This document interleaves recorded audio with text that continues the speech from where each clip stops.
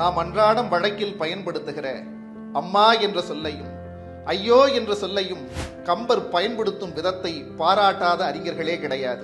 அதே போலத்தான் டா என்ற சொல்லையும் மிக லாவகமாக சில இடங்களில் கம்பர் பயன்படுத்துகிறார். அனுமனும் இந்திரஜித்தனும் சண்டையிடுகிறார்கள். அப்பொழுது மலையையும் கல்லையும் தூக்கி அடிக்கிறான் அனுமன். அதை தன்னுடைய அம்பால் உடைக்கிற இந்திரஜித்தன் நில்லடா சிறிது நில்லடா என்று பேசத் தொடங்குகிறான். வில்லெடாமை நினது ஆண்மை பேசி உயிரோடு நின்று விளையாடினாய் கல்லடா நெடு மரங்களோ. இந்த பாடலில் 4 முறை அனுமனை டா போட்டு பேசுகிறான் இந்திரஜித்தன். நில்லடா சிறிது நில்லடா கல்லடா சொல்லடா என்று 4 முறை. உன்னை நினைத்துதான் நான் போர்க்களத்திற்கு வந்தேன். நீ என்னவோ வில்லெடுக்காமல் என்னை கல்லாலும் மலையாலும் தாக்குகிறாயே, இவையெல்லாம் என்னை கொல்லுமா என்று கேட்கிறான். இது பெரிதல்ல. இன்னும் 3 முறை அவன் டா போட்டு பேசுகிறான்.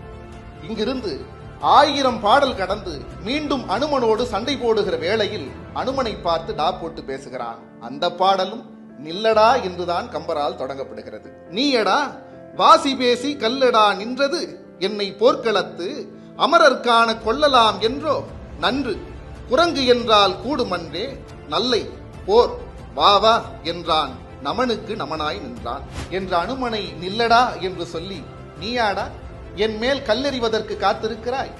அமரர்கள் காண என்னை கொல்லலாம் என்ற எண்ணமோ?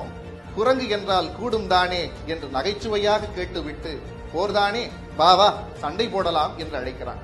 இப்படி அனுமனை காப்பியத்தில் 4 முறை டா போட்டு கூடுதலாக 3 முறை டா போட்டு என மொத்தம் 7 முறை அனுமனை டா போட்டு அழைத்த ஒற்றை பாத்திரம் இந்திரஜித்தன் என்ற பாத்திரம்.